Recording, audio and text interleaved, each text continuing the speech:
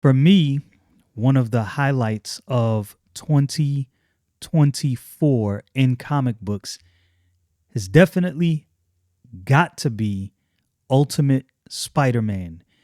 And I went to the comic book shop today and I picked up Ultimate Spider Man number 13. Now, I picked up some other books as well. And this, uh, I read a couple of them. One of them really good, Wolverine Revenge number 4.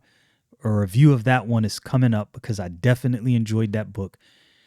But there was a few other books I picked up as well. I'm not going to mention the books because I don't like them. Again, as I said, as of this time, I'm not going to say I never will. So, I want to leave that door open.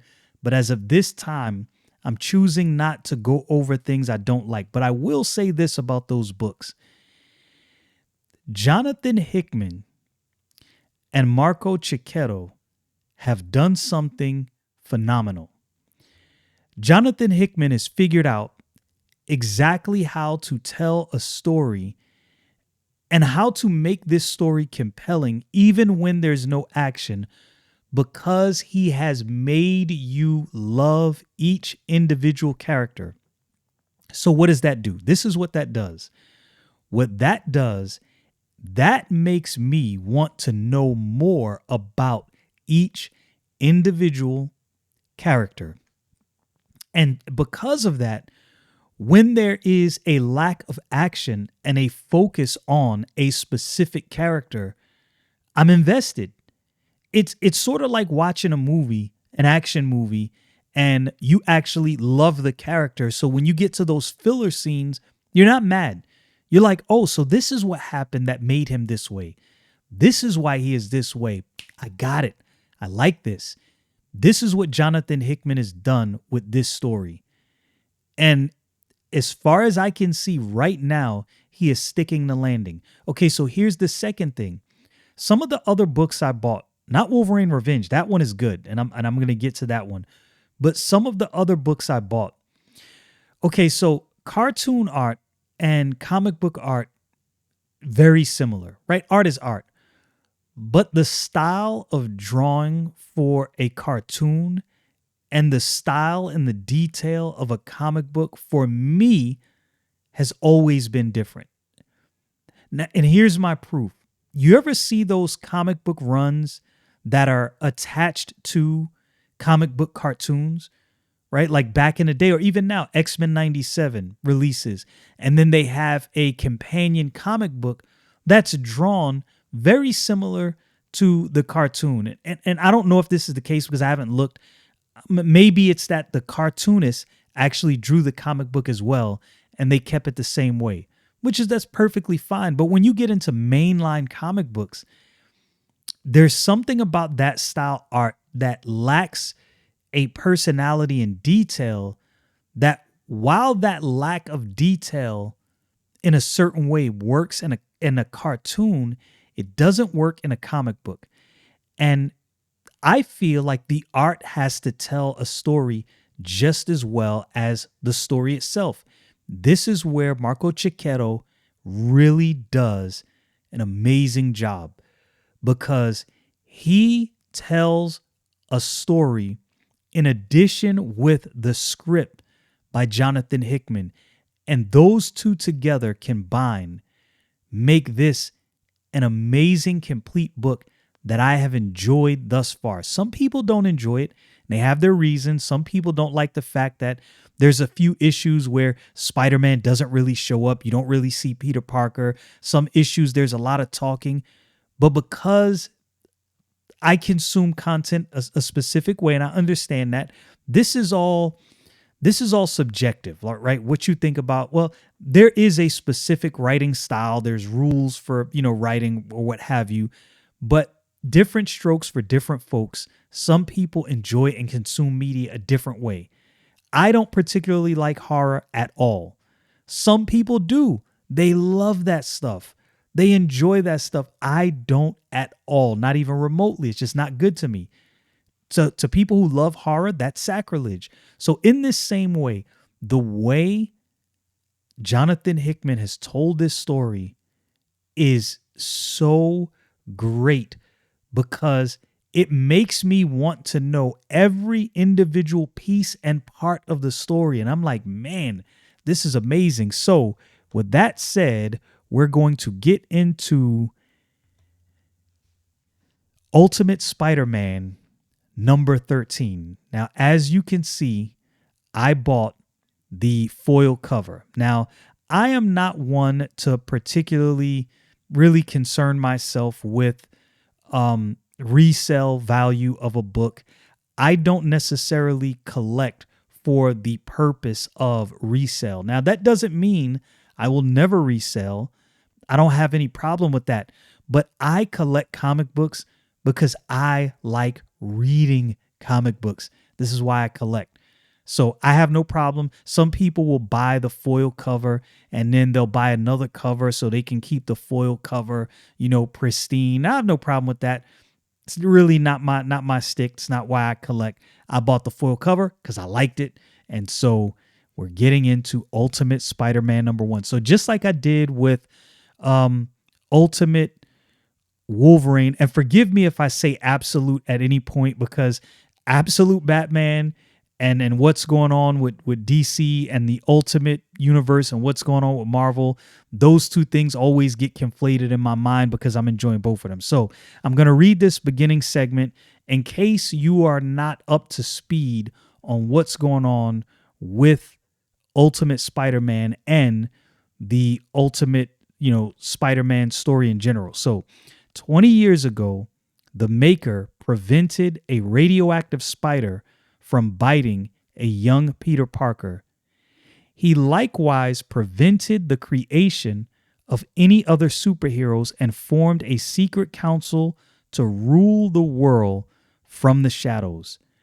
12 months ago, Tony Stark sent Peter Parker that same radioactive spider along with a Picotech suit. Since then, Peter has used the incredible powers granted by the spider's bite to fight crime alongside Green Goblin, aka Harry Osborn, co-CEO of Oscorp.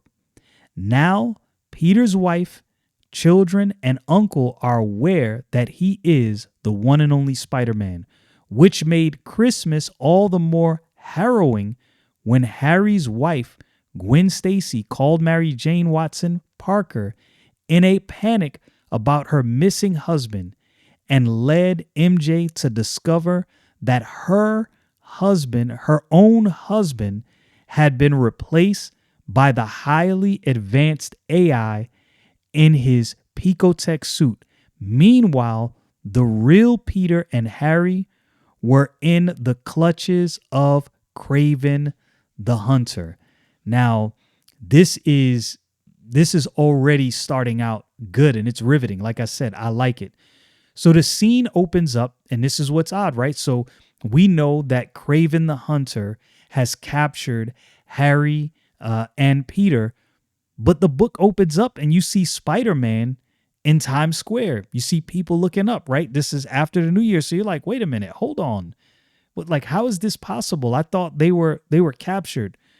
So you see Spider-Man shooting some webs, but it's in a weird way. It's like coming out the back of his wrist. Like, how is this working? What's going on? And the suit is black now. So you're like, hold up. Now he trips up on this roof. Boom. So you're like, something is up. What is going on? We find out that Peter's son, Richard Parker, is in the suit. Now, I'm going to tell you, this is my fear, and I hope this doesn't happen. What I hope is that they don't decide to at some point kill off Peter and have his son carry the mantle. I don't want that. I like the fact that his son is in the suit training. I have no issue with that, but I don't want Peter to be killed off. Please don't do this to me. Jonathan Hickman, don't do this to me. Now, if the universe is reset, whatever they do at Marvel, they reset all of the books, the Ultimate Universe collapses, Peter Parker in this universe is killed off, and we then have one Marvel universe and this is done, and we still have a Peter Parker that's Spider-Man. I'm good with that. I'm okay with that. but don't kill him off in this book. Look, I don't know how Marvel's going to reconcile this. And this is the problem with all this multiverse stuff, because I like and I prefer this version of Spider-Man. This is my Spider-Man. I don't care what they're doing with any of those other books. This is my Spider-Man right here. And I want him to stay around. So, okay, suit comes off. There's a discussion between Richard and the suit. And Richard, of course, is missing his dad. Somewhere in the course of the conversation, the suit mentions that it can sense that Peter is alive, just doesn't know where he's at. So the suit goes on to explain that he wanted to inject Peter with some, I think he said some nanoparticles from the suit so he could track him at any time. And he wanted to do the same for the family. And Peter was like, no, not having that. Smart choice, by the way. Very good intuition. Like, nah, we don't need none of that. We don't need to be doing none of that. And the suit brings up, yo, if that was done, I would know where he was at right now. But I'm with Peter on this one. We don't want none of those problems. So Richard also brings up, he's a kid in his teens, I believe. So things are going on in his mind. And he's like, wait, my dad hasn't been around. Have you been? So the suit stops him and he says, wait, let me let you know. One of the rules that me and Peter had is don't touch Mary Jane. Nothing going on. So Richard's like, all right, cool. Just wanted to make sure. So, they have that little interaction. And then we fast forward to Kraven the Hunter and the Mole Man under Staten Island, where there is the Savage Lands. I like the way they set things up in the Ultimate Universe. I thoroughly enjoy this. So they're having their conversation, and Kraven is explaining to the Mole Man that he has captured the two people they were looking for, Green Goblin and Spider-Man, and they're having this conversation back and forth. And really what we find here is, look, criminals are criminals. They're cutthroat. Kingpin is looking for these dudes. Kraven the Hunter has found him, but he has his own things in mind for Harry and Peter. And this is the discussion they're having, like, yo, I don't know if this is the proper way. So Mysterio shows up. So now you kind of get Kraven and Mole looking at each other sideways, like, yo, who told him where we were at? And they're going back and forth. And finally, Mysterio lets them know, look, man, I go wherever I want. I came here. You guys are not the smartest people on the planet. I figured this out. Don't you worry about it. I'm Mysterio. Mysterio has his ways. So he takes them to where he has Peter and Harry. And so during the course of the conversation between Kraven and Mole Man was like, wait, if you don't have him in a cage, how do you keep them from wandering off? Like, what's going on? So, of course, Kraven, being the psychopath he is, he has exploding collars on their neck. So they can't go anywhere. Their heads will blow off. So, yeah, they want to keep their heads attached. So he goes through explaining that he figured out who they were, their identities, and he knows that they have families. So this is like, look, okay, here's another thing I hope doesn't happen. I hope Jonathan Hickman does not kill off Peter Parker's family. I'm telling you, if that happens, I'm not going to say I'll stop reading, but man, this has made me really love this book. Seeing Peter Parker have his family and have this family dynamic has really made this book so incredibly worthwhile as far as reading. And I really do hope that they don't take away from that. Don't do this to us, Jonathan Hickman. Don't do it to us. So he's going through the fact that, he knows they have a family. And of course, Harry, he's, ticked off, pretty much issuing threats. You better not touch her. Like, bro, what you going to do? You got an exploding collar on your neck. He's captured you guys. And also what Kraven brings up is the fact that he knows Harry doesn't have any powers. All he has is the suit. But he's like, Peter Parker, this dude is a dynamo. And you know, Kraven, he likes hunting. So what is he going to do? He's setting up a hunt. And this is what he alludes to, but you know, can you trust this dude? Obviously not. He alludes to the fact that, look, I've set this hunt up. I'm going to hunt both you guys. If you kill me, your family is safe. But if I kill you, well, you know the deal. Now, look, it doesn't matter what happens.